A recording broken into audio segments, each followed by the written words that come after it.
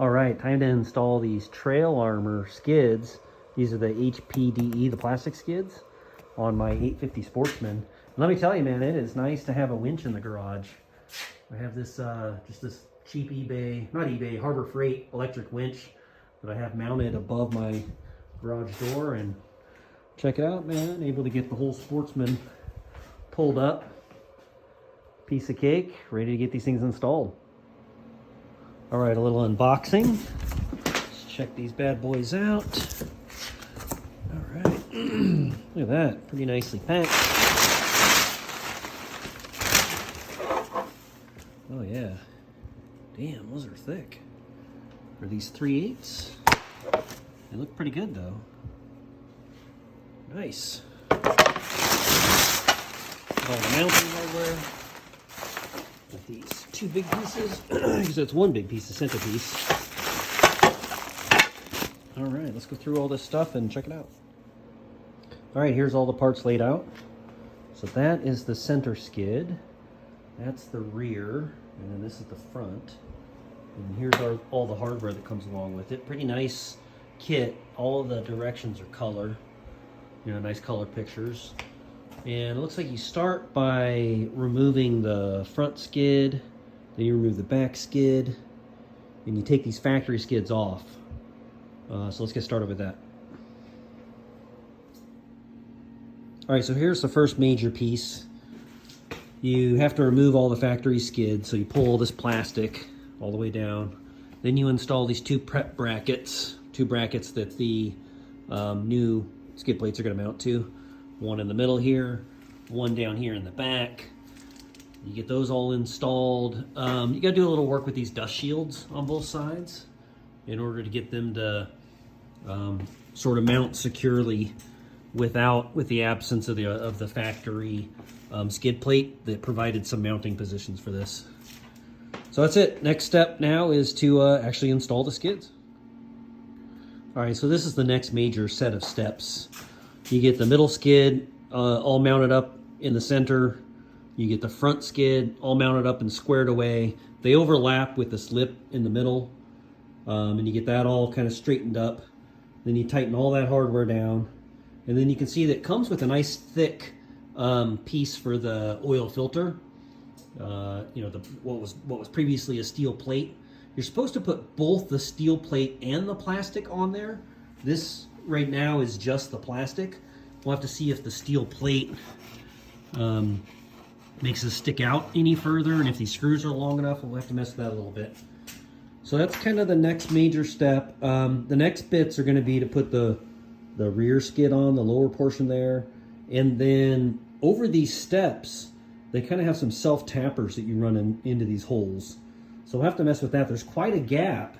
You know, you're going to have to bend this skid up. Look at the size of that gap. So this skid needs to come all the way up, you know, and sandwich together. So I don't know if I'm gonna have to heat it up.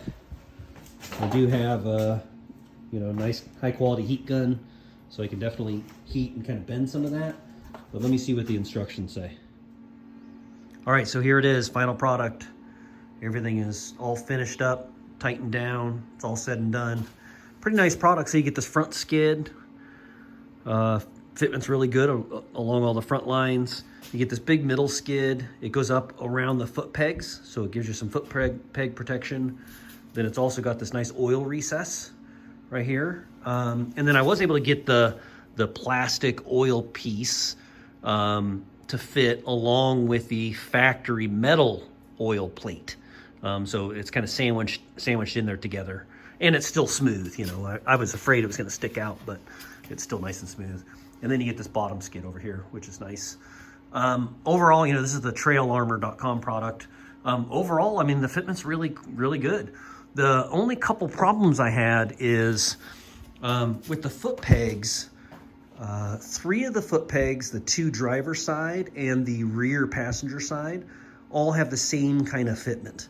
The brackets that come out and support those foot pegs have holes that you sort of tap out in order to put these kind of shallow washers in here. Same with the rear passenger one, but in the front on the passenger side, this bracket is entirely different. And they try to account for it in the directions, but the directions did not work with this model year. This is a 2020 850. And I notice in the product on the website and also in the directions, you'll notice here, it says like the revision of this is 2017, right? So this model of Sportsman didn't even exist when this product was sort of put together. So I think what they've been doing is carrying it forward. You know, if it, you know, continues to fit the newer models, then they'll advertise it as being, you know, appropriate for that. But something was totally off on this foot peg. The hardware that came with it didn't allow you to screw into that foot peg bracket. And so I ended up drilling it out, and you can see it's nice and tight. Everything's nice and tight up against those foot peg brackets. But it just, you know, I really lucked out because it just so happened, they give you these self-tappers to run in here. I think they're 1/4 inch 20 by 3/4 inches long. So they're not all that long. And this bracket, just the fact that it's totally different, required a much longer screw. So it just so happens that I happen to have these like 1.5 inch tappers that are also 1/4 inch 20, and they're stainless steel. So I just so happen to have that, and those worked perfect over here. So here, these are really long, and they tap up through this different bracket style. And I had to drill it. I had to drill out each of these, and then use those self tappers to continue to kind of tap out those holes at that 1.5 inch length. So anyways, yeah, it's all said and done, and on to the next project. All right, back on all fours. The Sportsman's pretty dirty, so you can see the clean, shiny black there. That's the new skids installed. You see how they kind of protrude forward a little bit of the foot pegs. They angle up a little bit. Good coverage in the front. You can see how the front kind of dips out there. And then in the back here, you can see how, you know, the new skids kind of are tucked up under there. Yeah, so pretty nice. Here's the stock ones. Look at these things. I mean, talk about puny. No wonder every time I hit a rock, it felt like the thing was coming through. And then this is the burnt orange Sportsman 850. And true fact, the burnt orange is faster than all the other colors of Sportsman. So watch out. All right, so just another quick update. I finished the skid plates and I ended up needing to install an aftermarket exhaust, which is what I'm working on now. And I discovered why I was having such problems on the passenger side on that front, the front step bracket, the foot peg bracket, where I had to use longer bolts. And you can see mine's all damaged. So I wasn't able to recognize this damage when it was propped up. And I thought there was just something up with this bracket. So you can see this mount right here is bent. It's bent up. That's why I was having such a hard time fitting that passenger front set of holes. The hardware still doesn't really make sense that comes in the packet or with the product. I don't understand how that hardware mounts into here.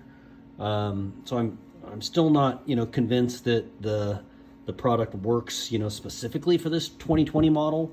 But the reason I was having such a gap here on the front passenger side was because I'm all bent up. So my bracket here is all bent. So I need to bend it all back into shape. Probably could end up replacing this, although I'm not going to, just because I have the skids now. But yeah, so hopefully you'll have better luck than I. And if you're working with a unit that is clean and has no damage, hopefully you'll have better luck than I did. Overall, though, I'm still pleased with this product. It looks great, and you know, the installation wasn't bad at all, frankly, and I look forward to ripping it up.